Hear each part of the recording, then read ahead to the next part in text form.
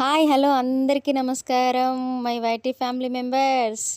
ఓం నమ శివాయ. మా ఇంటి శివరాత్రి పూజ ఎలా జరిగిందో ఒక లాంగ్ వీడియోతో మేము ముందరికి వచ్చేసాను. Welcome to my YouTube world, welcome to Ammulu daddy కుట్టి ఛానల్. సో ఫస్ట్ టైం నా ఛానల్ చూసే వాళ్ళైతే సబ్స్క్రైబ్, లైక్, షేర్, కామెంట్, పక్కన బెల్ ఐకాన్ క్లిక్ చేసుకోండి. ఓకేనా? వీడియోలోకి వెళ్ళిపోదాం. ఓకే అండి, శివరాత్రి రోజు ఎర్లీ మార్నింగ్ 4 o'clock అయితే లేసి ఇంటి పని అయితే స్టార్ట్ చేసేసాను. ఫస్ట్ బయట అంతా కసుగుట్టేసి అంత కడపాను బొట్లు అన్నీ అయిపోగొట్టేసరికి 5:30 అయింది. 5:30కి పిల్లలను కూడా లేపేశాను. నేను ఇంకా స్నానం చేసేసి ఫ్రెష్ అప్ ఇంట్లో కసులు, బండలు, అంట్లు అన్నీ అయిపోయిన తర్వాత ధూపం అయితే పెట్టుకున్నాను. తర్వాత పసుపు, ఆవు పంచకం కలిపిన వాటర్ ఇల్లంతా చల్లేసాను. అలాగనే మా పాప అయితే గ్యాస్ అంతా తుడిచేసి బొట్లు పెట్టి శివలింగం అక్కడేసి తొక్కుదారనేసి గ్యాస్ దగ్గర శివలింగాన్ని ఎత్తేసింది. బాగుంది కదా ఫ్రెండ్స్. అలాగనే ఇండ్లంతా ధూపం పెడుతున్నానండి. నేను ప్రతి పండగకి నెలకొకసారి ఇలా అయితే ధూపం పెడతాను. సాంబ్రాణి, లవంగాలు, నెయ్యి వేసి ధూపం పట్టేస్తానండి. అలా ధూపం పట్టేసి నైవేద్యం పొయ్యి మీద పెట్టి దేవుడి దగ్గర అయితే కూర్చున్నాను. నేను ఈ శివరాత్రి రోజు జాగరణము ఉపవాసం ఉన్నాను. యాక్చువల్గా నేను 7:30 కల్లా పూజ అయితే కంప్లీట్ చేసుకున్నానండి. ఎందుకంటే రేపు శివరాత్రి అనగా ఈరోజు అన్నీ తెచ్చిపెట్టేసుకున్నాను. పూలు కూడా కుట్టేసుకున్నాను. నైట్ పడుకునేసరికి 11:30 అయింది. ఇంకా పూజ అయితే కానీ బాగా జరిగింది. 7:30కి అయిపోయింది. ఇంకా తర్వాత నేను కొన్ని రీల్స్ చేసి పిల్లలకు టిఫిన్ చేసి నేనైతే వెళ్ళాను. డ్యూటీకి వెళ్ళానండి. ఆ రోజు కూడా డ్యూటీకి నాకు ఉన్నింది. సో అందుకే వెళ్ళాను అనమాట.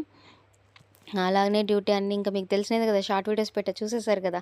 సో ఇలాగైతే పూజ స్టార్ట్ చేశాను. రేపు పండగనంగా ఈరోజు నేను దేవుని పటాలన్నీ క్లీన్ చేసేసుకున్నాను, అన్నీ రెడీ చేసేసుకున్నాను అనమాట. ఇలా పెట్టేస్తున్నాను. మీకు అందరికి ఒకటి చెప్తున్నానండి, నాకు వీడియో తీసేటప్పుడు నేను వీడియో పెట్టను అనమాట. మా బాబును పెట్టమని చెప్తాను. వాడు పెట్టమన్నప్పుడు ఇలా పెడతాడు. అది ఎలా పెడతాడో తెలియదు కానీ అది అబ్జర్వ్ చేద్దాం అనుకుంటాను. కానీ నేను ఆ పండగ ఫెస్టివల్లో ఆ పూజ తొందరగా అయిపోవాలన్న టెన్షన్లో, డ్యూటీకి టైం అవుతుందన్న టెన్షన్లో నేను వీడియో ఎలా ఉందని చూడను. అందుకనే నాకైతే రైట్ హ్యాండ్ బదులు మీకు లెఫ్ట్ హ్యాండ్ లాగా కనిపిస్తుంది. ప్లీజ్ ఫ్రెండ్స్, నేనైతే రైట్ హ్యాండ్తోనే చేస్తున్నాను. లెఫ్ట్ హ్యాండ్తో నాకు అలవాట్లేదు. రైట్ హ్యాండ్ దేవుడికి చేసేటప్పుడు మీరందరూ మళ్ళీ లెఫ్ట్ హ్యాండ్ అనుకున్నారు, ఓకేనా? ఈసారి కంపల్సరీ గమనిస్తానండి. ఎందుకంటే మార్నింగ్ పూజ తొందర అవ్వాలి, డ్యూటీకి వెళ్ళాలి, ఇంట్లో పిల్లలకి టిఫిన్, భోజనం అన్నీ చేసి పెట్టాలి. సో అందుకని అంత అబ్జర్వ్ చేయలేదు. ఈసారి పక్కాగా అబ్జర్వ్ చేస్తాను ఫ్రెండ్స్, ఓకేనా? మీరు మాత్రం అదైతే నేను రైట్ హ్యాండ్తోనే పూజ చేస్తున్నాను, ఓకేనా? మళ్ళీ కామెంట్ అయితే చేయొద్దండి. ఇలా అయితే దేవుని పటాలకు అన్నిటికీ పూలు పెట్టేసుకున్నాను. అలాగే స్వామికి పెట్టుకున్నాను. అలాగనే కంచార్తులలో దీపాలను పెట్టేసుకొని కామాక్షి దీపానికి కూడా పెట్టేసుకొని నేనైతే ఈరోజు స్వామికి అయితే నారికేల దీపం పెట్టుకున్నానండి. ఆ రోజు శివరాత్రి రోజు అయితే నారికేల దీపం పెట్టుకున్నాను.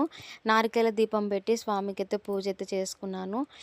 తర్వాత బెల్లము, అరటిపండ్లు, బెల్లం అన్నము, ప్రసాదం అయితే పెట్టుకున్నాను. ఆ కొబ్బరి గిన్నె నారికేలం పెట్టిన తర్వాత ఖాళీ కొబ్బరి గిన్నె మనం ఫస్ట్ 2 ఉదిగడ్డలు వెలిగించి టెంకాయ కొడతామండి. ఆ టెంకాయ ఒక దాంట్లో మనం నారికేల దీపం పెడితే ఇంకొకటి ఖాళీగా పెట్టుకోకుండా బెల్లం వేసి పెడతారనమాట. సో అలా బెల్లం అట్లా పెట్టేశానమాట. పానకము, వడపప్పు ఇవన్నీ చేయడానికి నాకు అక్కడికే టైం సరిపోలేదన్నమాట. ఇంకా మామూలుగా స్వామికి నేనైతే చూశాను ఒక వీడియో, దాన్ని చూసుకొని ఫాలో అయిపోయాను పూజ. దేవుడికి భక్తితో చేయాలి, స్వామి ఏం పెట్టినా రిసీవ్ చేసుకుంటాడు. అలా పెట్టేశానండి. ఇంకా ఇలా పూజ అయితే స్టార్ట్ చేసుకున్నాను. ఇదిగో చూడండి, కంచార్తులకు అన్నిటికీ బొట్లు పెట్టేశాను, అన్నిటికీ పూలు పెట్టేశాను. ఇంకా నారికేల దీపానికని అయితే రెడీ పెట్టేస్తున్నాను అనమాట. నిజమండి, ఇలా స్పీడ్గా వర్క్ చేస్తూ పండగలు వచ్చినాయనుకోండి, ఒక పక్క వీడియో తీయాలి, ఒక పక్క ఇంట్లో ఫుడ్ చేయాలి, ఒక పక్క దేవుడికి ప్రసాదాలు చేయాలి, దేవుడి దగ్గర అన్నీ రెడీ చేసుకోవాలి. అమ్మో దేవుడా, చాలా కష్టమండి నిజంగా. యూట్యూబర్లకి అర్థం చేసుకొని వాళ్ళకి సపోర్ట్ చేయండి గైస్. అలాగే నేను బిల్వ పత్రాలు కూడా తెచ్చుకున్నాను. బిల్వ పత్రాలు కూడా పెట్టేశానండి. కుడి చేత్తోనే పెడుతున్నానండి, రైట్ హ్యాండ్తోనే పెడుతున్నా, ఓకేనా? బిల్వ పత్రాలు పెట్టాను. వస్త్రం అని దూదితో ఇట్లా పెడతారు కదా, అది పెట్టేశాను. దాని తర్వాత వచ్చేసి ఏమంటారు, ఉమ్మెత్త పువ్వు అంటారా, ఉమ్మెత్త పువ్వా, తెల్లగన్నేరు మాల కూడా తీసుకొని వచ్చి స్వామికి అయితే నేను పెట్టానండి.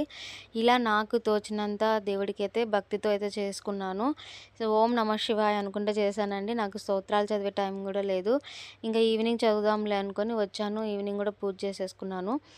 సో అదిగోండి, ఏమంటారు దాన్ని, ఇది వినాయకుడు రూపం ఉంటుందంట అండి చెట్టు కింద.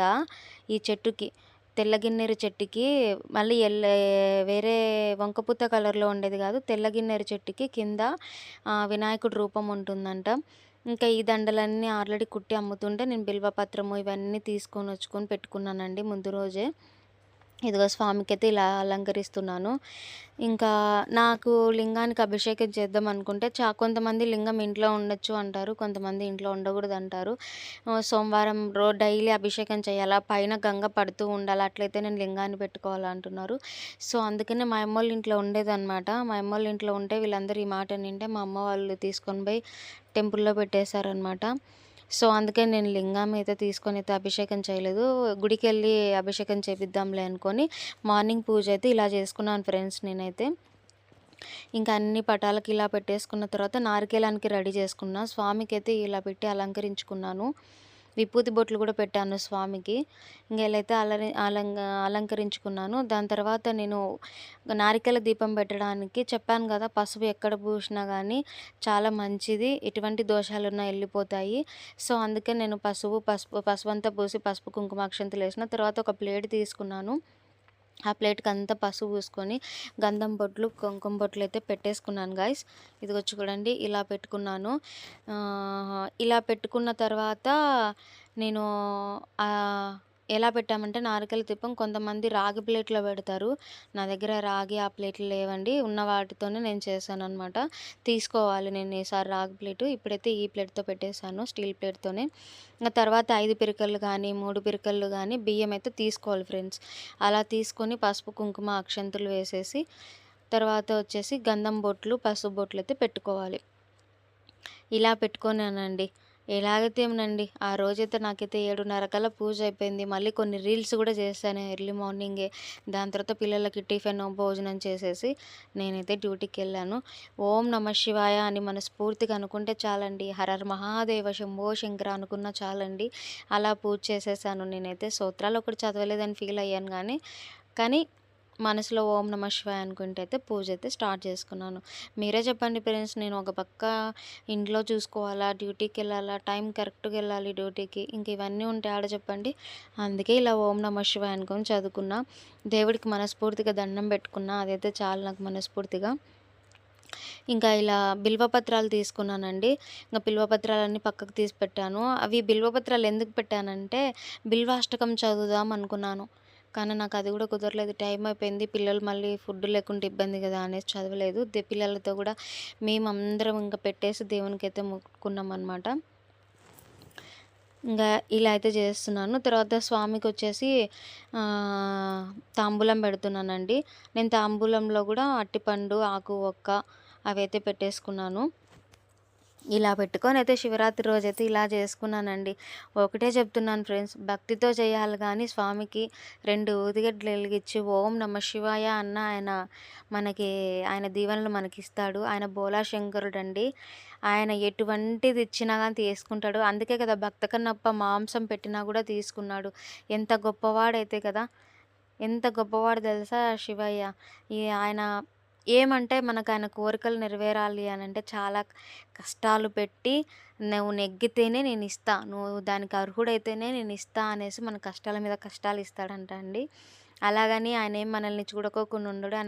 మన కష్టాలు ఇస్తున్నాడు, నువ్వు ఓం నమః శివాయ అనుకుంటున్నావు, మన కష్టాలు ఇస్తున్నాడు అని అంటే ఆయన చూపు మన మీద పడిందని అర్థం. మనం ఇప్పుడు ఆయన ఇచ్చే ప్రతి కష్టాన్ని మనం ఎదుర్కొంటూ వెళ్తే అక్కడ చాలా విలువైనది మనకు ఒకటి వేచి ఉంటుందంట అండి. సో, ఇది కూడా నేను విన్నాను. అదే నమ్ముకుంటున్నా నేను కూడా స్వామికి. ఇంక ఇలా అయితే 2 ఊదిగడ్డలు వెలిగించి ఫస్ట్ కడపానికైతే నేను 2 ఊదిగడ్డలు వెలిగించి మొక్కుకొని తర్వాత ఇంట్లోనే పూజ చేయాలంట అండి. ప్రతిసారి అలానే చేస్తాను నేను. ఈరోజు కూడా అలానే చేశాను. సో, నాది ఇంకా సెకండ్ పార్ట్ ఉంది శివరాత్రి రోజు దేవుడిది. ఇది first part friends. Second part కూడా పెడతాను, చూసేయండి. Okay, bye friends.